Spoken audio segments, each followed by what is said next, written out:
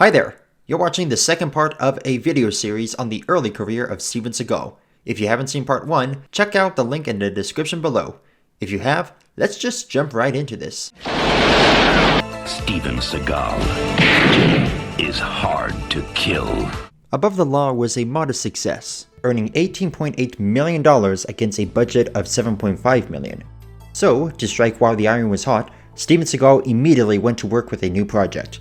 An original screenplay by Stephen McKay was picked up, with a final draft dated February 17, 1989, crediting Steven Seagal, Stephen Pressfield, and Ronald Shusett as revised writers. In the end, the credit went exclusively to McKay, which prompted Seagal to appear before an arbitration board at the WGA. He gave an interview to the Los Angeles Times claiming to have rewrote up to 93% of the script. Now, if I was him, I don't know if I would want to be credited for lines like this. I'm gonna take you to the bank, Senator Trent. To the blood bank. Warner Brothers announced it in the trades that it was titled 7-Year Storm, a nod to the character's last name and how long he was in a coma. It was changed to Hard to Kill because they thought it was a punchier title. An appropriate move, as it matches the same cop-going rogue and one-man versus the system plot threads as Seagal's previous movie. The movie starts off in 1983. Steven Seagal plays Mason Storm, a Los Angeles police detective working for internal affairs. One night, he spies on and videotapes a secret meeting between mobsters and a shadowy figure down by the docks. They catch wind of him, but Storm manages to get away, telling his partner Carl Baker that he has evidence of corruption. At his home that night, a hit squad comprised of corrupt cops are sent after him, killing his wife and leaving Mason for dead. His son managed to escape out the window, but his fate is unknown. Around the same time, Mason's partner Beck is killed. Lieutenant Kevin O'Malley arrives at the hospital and is told that Mason is alive, but tells the hospital staff to keep his condition a secret. Fast forward 7 years, he wakes up from a coma and his nurse, Andrea Stewart, tries to get in contact with O'Malley. However, the call is intercepted by corrupt police officers, who send an assassin to the hospital. Andy and Mason escape to her friend's house, where he heals and trains himself back to full health, and they develop a bit of a romance. During this period, he hears a commercial for Senator Vernon Trent and recognizes him as the shadowy figure from the dock. He then gets in contact with O'Malley, who adopted Mason's son, Sonny, and sent him off to private school to protect him. Mason goes to his old house and retrieves the tape, then gives it to O'Malley to take it and his son somewhere safe. Senator Trent's men end up tracking them down and killing O'Malley, but Mason is able to save his son and the tape in time. He then goes after Senator Trent and the corrupt cops that murdered his wife at the senator's mansion, killing them all but Trent. The police barge in and reveal that they've seen the tape and they are there to arrest the senator. As Mason reunites with Andy and Sonny, the news plays the footage of Senator Trent stepping out of the shadows.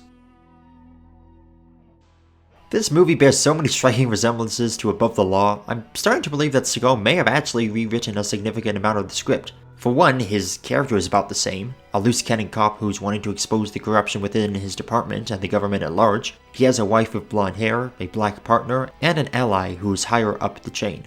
The movie is about him going against the grain, breaking rules and regulations that would hold him back, while leaving a pile of bodies in his wake. I would not be surprised if this started out as some sort of secret sequel to Above the Law. I mean, all the elements are there. O'Malley definitely feels like a Nelson Fox archetype. Baker could have easily been Jax. Felicia Storm could be swapped out with Sarah Toscani. The director this time around is Bruce Malmuth, who had acting credits for the first 2 Karate Kid movies. This was the second last movie of his filmography, his final feature being the Dolph Lundgren action thriller Pentathlon. Andrea Stewart is played by Kelly LeBrock, who was Steven Seagal's second wife. She was pretty much done with acting at the time and only did the movie as a favor to her then husband. In retrospect interviews, she has described the movie as hard to watch, or hard to believe. Senator Trent is played by William Sadler, who would star in Die Hard 2 that very same year. He would go on to play the character of Death in Bill and Ted's Bogus Journey and Bill and Ted Face the Music, the former of which won him the Saturn for Best Supporting Actor. What is this with the correlation between Bill and Ted and Steven Seagal? This is the third actor who's popped up in a Steven Seagal movie who has an appearance in Bill and Ted 2. Was this some prophetic vision of how Keanu Reeves would eventually become a big action star? Or was Seagal really just a big fan of the first movie? Sadler would then go on to be in a variety of movies, such as the adaptations of The Shawshank Redemption and The Green Mile, as well as playing the President in Iron Man 3, among many others. His most recent credit is that of the 2024 adaptation of Salem's Lot. Dean Norris briefly appears as Sergeant Goodhart, a corrupt officer who gets the news that Mason Storm is still alive. I can totally see Hank Schrader being a fan of these Steven Seagal movies. Much like his previous film, Steven Seagal's performance consists of him furrowing his eyebrows, crossing his arms, and delivering his lines in that low-tone, almost whisper-like voice. There's not a whole lot to say other than it gets him through his lines as we wait for the next action sequence. Where it falls apart is when he has to share dialogue that's not related to his revenge plot. Now I know acting isn't the reason why you and I watch these Seagal movies, but he should at least put a little bit of effort in. Look at Liam Neeson. Even when he's making hot garbage, he puts his everything into it. Seagal meanders his way through dialogue, almost as if it's a chore he's wanting to get over with so he can get back to hitting stuntman and shooting guns. His on-screen romance with Kelly LeBrock should feel like the most realistic part of the movie, but thanks to his shoddy acting and a pretty weak script, it comes across as flat. Again, considering that they were married at the time, their characters should be connecting with passion, but there's barely any spark. There is some saving grace in the acting department by William Sadler, whose performance as Senator Trent feels quite comfortable in this dime-a-dozen action flick. He's fully aware of what he signed up for and for the type of character he's supposed to play. It's like he got the call and said, "What's that? You need me to play an over-the-top villain in a cheesy 90s revenge movie? Say no more." Even before the beginning of this video, chances are that you've heard this line before. I'm gonna take you to the bank, Senator Trent. To the blood bank. As stupid as that line is, I kinda love it. It has that perfect balance of iconic and cringe that just works within the confines of this movie. Twisting the villain's tagline with some badass revenge-style comeback is exactly what I'm here for. There's also this other one. When Mason is at the mansion, it's going down, he's taking out the henchman who did the hit.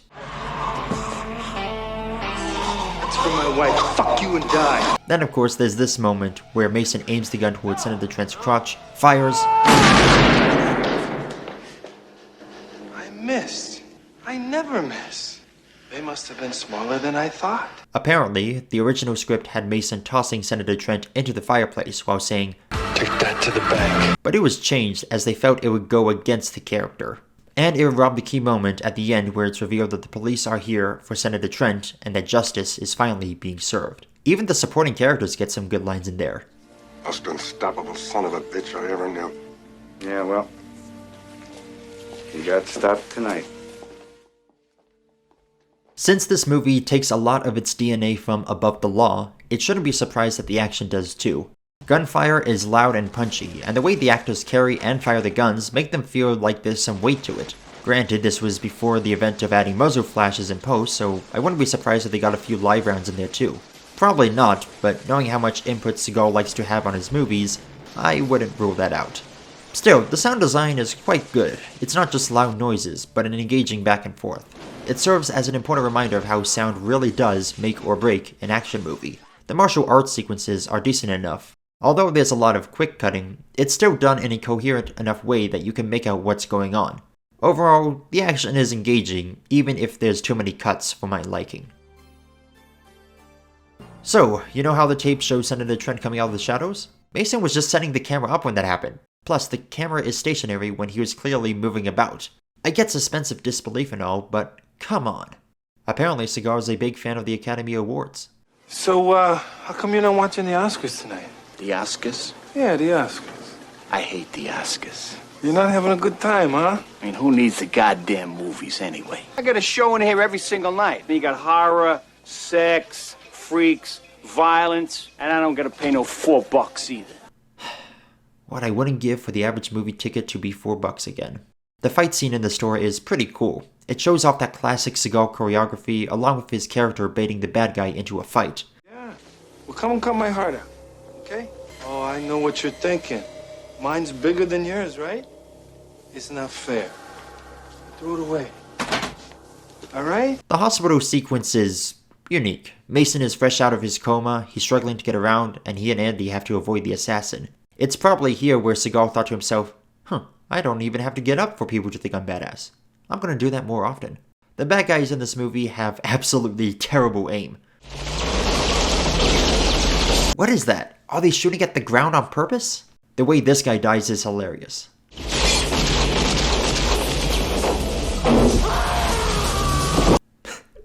I don't think the car even hit him. He just flipped himself into the air.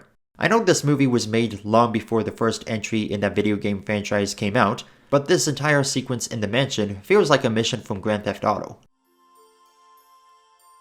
Hard to Kill is another shoot-'em-up, quickly cut-edited, blood-soaking action movie that, while nothing special, was another cement block in Steven Seagal's career. There's no visual style or filming techniques that make it particularly stand out, but there's enough entertainment to be found if you're craving some late 80s, early 90s action. If you're hoping that this would be radically different, then you're sadly mistaken. Like I said, I wouldn't be surprised if this was an early draft for Above the Law 2.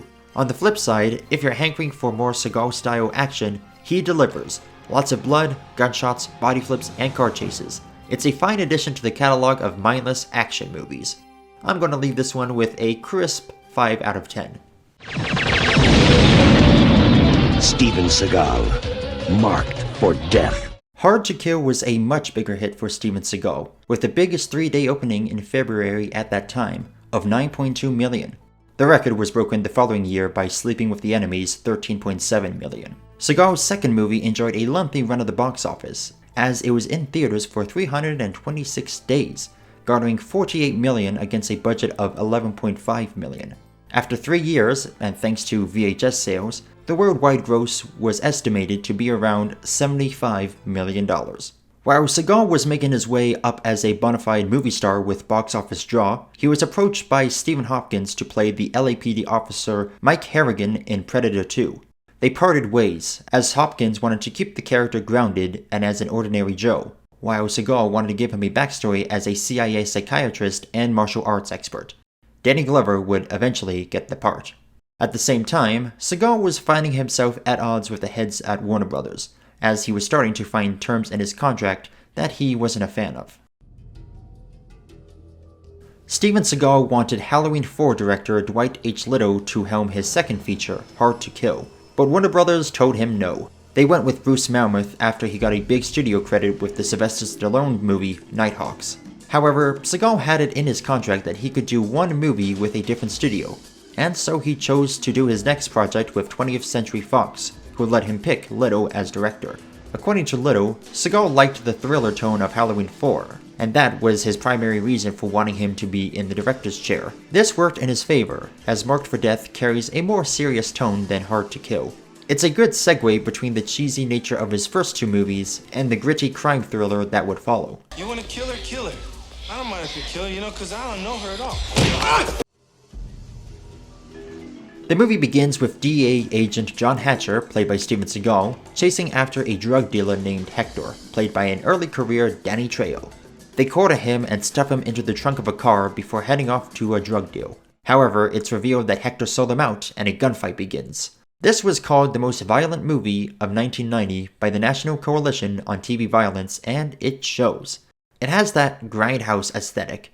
The color correction gives it this washed and authentic feel to it. Hatcher's partner gets killed, prompting him to retire from the DEA and return to civilian life. He goes to visit his friend Max Keller, a football coach played by none other than Keith David. Keith David already had an impressive resume under his belt prior to working with him. He had worked with John Carpenter twice, was in 9 episodes of Mr. Rogers' Neighborhood, starred in a Best Picture Oscar winner, and even had a part in a successful late 80s action movie. Needless to say, Keith David was already shaping up to be a big star in his own right. My guess is that 20th Century saw the potential of having 2 up-and-coming names in their movie, and that was what led to him being cast. Now, David hasn't really spoken much about his time with Seagal, but I do imagine he's following the mantra of, if you don't have anything nice to say, don't say anything at all. I hope he does have positive things to say about the movie itself though, because he and Seagal do have damn good chemistry on screen. I can only imagine how many movies they would have done together had Seagal kept his ego in check. If you're worried about the action being too difficult to follow or all over the place, don't worry. Dwight Little knew exactly what he was doing. Like Hard to Kill, the gunfights are loud and boisterous, each weapon having just the right amount of kick to it. And unlike Hard to Kill, the bad guys aren't just spray and praying through the shootouts. They actually land quite a number of shots and kill their targets. It helps that Little pulls the camera back and lets us see what's going on, with minimal cuts. The same could be said for the hand-to-hand combat, where there's no shortage of moments where you can see Steven throwing it down with the best of them. This is Seagal entering his absolute prime as a big screen martial artist, and although he's made some dubious claims about his skills, there's no doubt about his capabilities here. Seagal has said that this movie has his favorite fight scene, as well as his favorite kill, but what those are remain a mystery.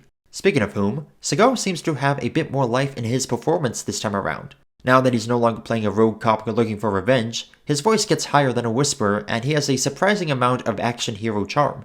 Don't get me wrong, he's still got that stoic, hushed tone about him, but at least he shows just a touch more charisma. While Seagal is once again playing some type of law enforcement who plays by his own rules, he is no longer going after corrupt officials.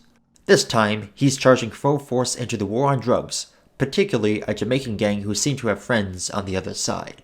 Screwface is an intimidating villain, and there's a fair bit of scenes that feel right at home with thriller aspects found within the return of Michael Myers. Basil Wallace does a good job balancing craziness with authority. He never hams it up too much, and you completely buy into the idea that this is a respected man who fears nothing. The religious marks he leaves behind give it a sort of slasher horror feel. Again, an appropriate tone considering the director's previous work. Basil Wallace allegedly gained 30 pounds for the part, as the studio quote wanted him to look big next to Steven. Makes sense. If you're going to be the bad guy of a Seagal movie, you gotta have the muscle to back it up. The ending reveals that it was a double row, as Screwface and his twin are killed by Hatcher. Thanks to this, we get 2 final fights and death scenes for the bad guy. The first one sees Hatcher teaming up with Keller and FBI detective Charles Marks to launch an assault on Screwface's compound in Jamaica. The way they shot Seagal scanning the room is a decently unsettling moment. As mentioned before, bringing in a horror director was a choice that paid off. So, Hatcher gets captured, he breaks free, breaks an arm, then slices Screwface in the groin, which I will admit is a painful way to go. Then he decapitates him. Again, I can see why the National Coalition on TV Violence called this the most violent movie of 1990. With the bad guy taken care of, the trio head back home. They show off the head of Screwface to his crew, but then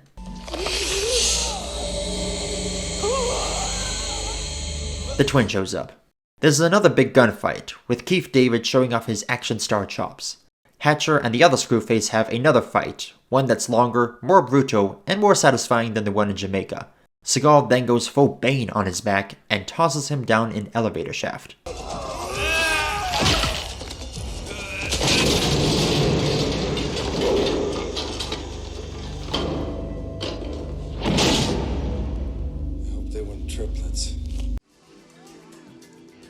Dwight Little stated that Hard to Kill came out on the 3rd day of shooting Marked for Death, and that they were producers and agents coming out of the woodwork to see the next big action star.